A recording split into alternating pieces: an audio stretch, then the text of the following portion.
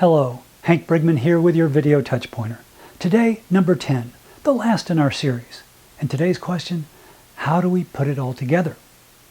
Well, let's go back to the core customer experience problem, inconsistency. Inconsistency at the touchpoint level creates what I call a touchpoint problem chain. That inconsistent touchpoint falls and creates a negative customer experience. That negative customer experience negatively impacts the customer's propensity to progress along their journey with us, progress up to selection or purchase, and if they're already a customer, inconsistency can inhibit their ability to become loyal or create positive word of mouth, be an advocate. So that's a problem chain. Inconsistent touch point, bad experience, less journey progression, inhibits our ability to get and keep them as a customer, and those things negatively impact our financial metrics. The opposite of that, if we can change that inconsistency, if we can address it, we create a value chain. So a consistent touch point, as the first domino that falls, creates positive customer experience. That is going to motivate and encourage continued progression along the customer journey to becoming a customer, and once a customer, continued progression and motivation to become loyal and preferably become an advocate, generate positive word of mouth. That positive word of mouth creates new customers, new prospects. All of that enhances our financial metrics. So we have a touchpoint problem chain when there's inconsistency, and we have a touchpoint value chain when there is consistency. So how do we generate that consistency? Well, we talked about the 4-step implementation model. We're going to assess where we are across a number of factors. We're then going to plan. We're going to develop our customer experience management plan, focusing on aligning on those 4 S's. And we're also going to develop our experience strategy, the purpose of our plan. We're going to seek to achieve that strategy. We're going to operationalize that plan through our customer council and through those valued touchpoint workshops, those mapping workshops, whatever we call them. Those are the 2 key aspects of operationalizing. And then, of course, we're going to measure. But really, as we think about those 4 steps, where do we start? How do we get there? How do we put this all together? There are 2 areas that I encourage individuals or groups or organizations to start.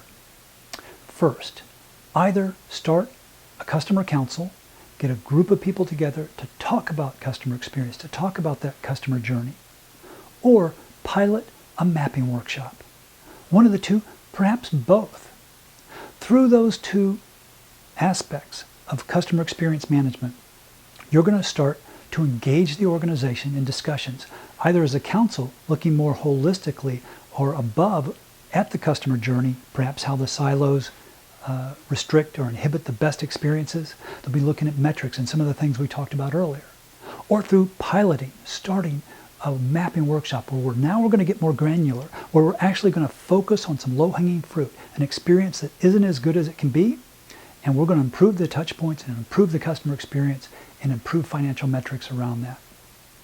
Now, as we look at workshops to pilot, I encourage you to find something, one, that will create impact, especially for the customer, but we want to create impact internally with employees, and especially if we can generate some financial metrics and move some needles that help generate momentum. We want to look at an experience that's linear in nature, that has kind of a beginning and has an end. The complaint process for some companies, or onboarding new customers for other companies, or bringing in a new patient if you're a hospital or a medical practice. If you're a retail outlet, maybe it's the retail experience from door to door, or maybe it's just trying on clothes, or maybe it's just the checkout. Choose an experience and that is linear, that has a beginning and an end. Go through the mapping steps we discussed. Make the changes and watch what happens. Watch the improvements with the customer. Watch the improvements with the employees. Now, the improvements we implement aren't going to be all perfect. We have to understand that as we implement, we're probably going to have to continue to evolve and change and improve some of the aspects of our plan. That's natural. But the customer council, getting people in your organization to look at the holistic journey, to talk about the journey, to talk about their metrics, to talk about what they're hearing from customers, that's one great place to start. Or piloting a workshop. those two are great starting points. If you have questions about those, don't hesitate to give me a call. You know, I just love this stuff.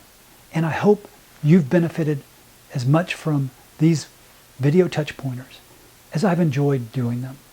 I hope I've shared my passion. I hope I've shared some expertise and experience and some knowledge that will help you improve the experiences for your customers, improve the lives of your colleagues and employees, and improve the results for your owners and organization. I'm Hank Brigman. Remember, to your customers, you are your touch points. Please, please, don't hesitate to reach out to me or any of my colleagues if we can help. You can find us online on several websites, and of course, please don't hesitate to connect with me through social media. Thank you so much. Enjoy, apply, benefit, and improve your customer touch points. Thank you.